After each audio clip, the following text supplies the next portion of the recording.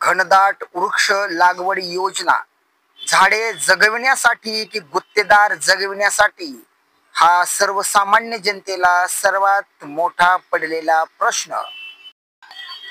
सदरील घनदाट वृक्ष लागवड योजना येरमाळा गावातली असून येरमाळा गाव धाराशिव जिल्ह्यातील कळंब तालुक्यामधील आहे।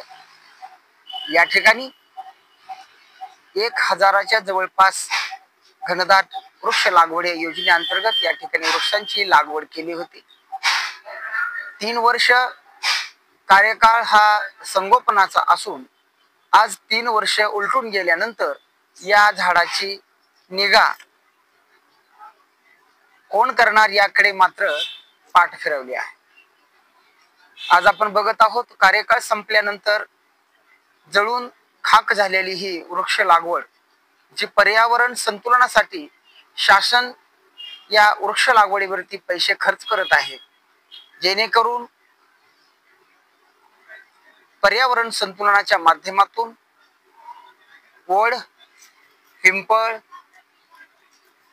कडुलिंब अशी ऑक्सिजन पुरवठा करणारी झाडं लावून पर्यावरण संतुलन साधण्याचा शासनाचा प्रयत्न या ठिकाणी मात्र विफल होत असताना दिसत आहे।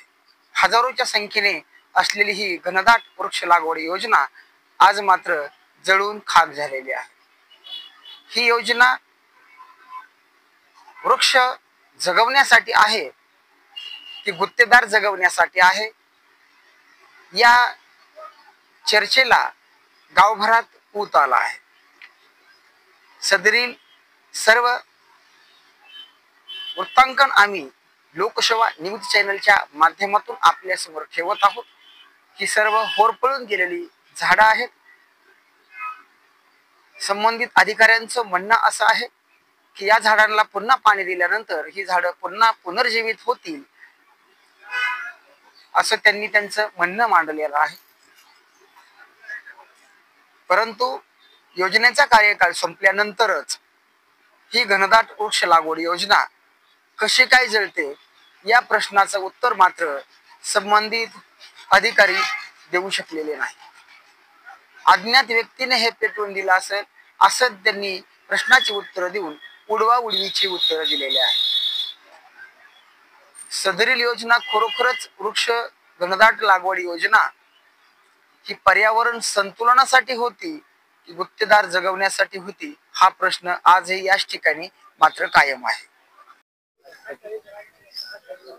घनदाट वृक्ष लागवड आता बघितलं जाऊन त्याची शूटिंग केली जळून खाक झाली, काय कारण? कोणीतरी अज्ञात माणसांचं टाकून दिलं असं, टाकून दिलं असं जळाले। आम्ही पाहिलं स्वतः, ते जाऊन पाहून पाहिलोय। त्याला आता पाणी देऊन डबल पुनर्जीवित करायचा घ्यायचं आपल्याकडे। बोर दुरुस्ती चालू आहे। झाडानंतर पुनर्जीवित होतील का? होतील ना, गुड जास्त झाड असल्यामुळे होतील पुनर्जीवित। संगोपन प्रक्रिया कशी होती? संगोपन प्रक्रिया एमआरजीएस मार्फत होती 3 वर्षासाठी। 3 वर्ष किती वर्ष झाली? आता 4थं वर्ष चालू आहे आपलं। म्हणजे 3 वर्षामध्ये झाडं जळालीच नाही, फक्त कार्यकाळ संपला की जळाली, याबद्दल काय म्हणायचं तुम्हाला? तसं कसं सांगता येईल आपल्याला?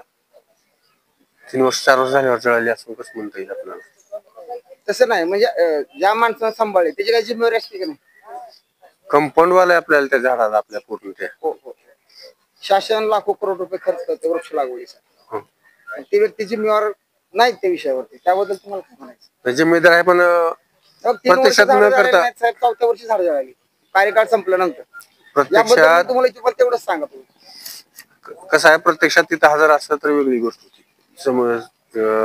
संगोपन करणारी व्यक्ती गैरहजेरीत कोणी काय केलं त्याला कसं कोणतं सांगणार आहे? कोण जाळ कसं सांगा किंवा कसं बोलावं तुम्हाला त्या गोष्टीवर?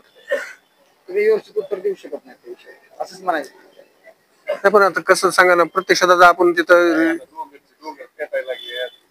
स्वतः येणं जाणं चालू आहे आपलं। सगळं देवीचं येणं जाणं राहते, आपलं मार्ग आहे तिथं देवीचा। कोणी काम केलं तर त्याचं काय कसं सांगावं आपण त्याला? नाही कोणी जाळलं हे मी नाही विचारत. हा मग लक्ष म्हणजे कसं त्या आता व्यक्तीकडे सांभाळण्यासाठी 3 वर्ष होती, 3 वर्षामध्ये झाडं जळाली नाहीत, वर्ष संपल्यानंतर जळले त्याबद्दल मी विचारतो तुम्हाला. आता ते उन्हाळा चालू झालाय, पूर्ण गवत वाढलेला आहे प्रत्यक्षात. कोण 3 वर्ष अगोदर प्रत्येक वर्षी उन्हाळा येतोच की साहेब. उन्हाळा उन्हाळ्यात ह्याच वर्षी आला असं नाही. आणि गवत जास्त असल्यामुळे वाढल्यामुळे ते गवत दरवर्षी जास्त असतं. अज्ञात आणि कोणतरी जाळून दिलेलं आहे ते, जाळ लागलेलं आहे त्याच्यामुळे जळाले ते.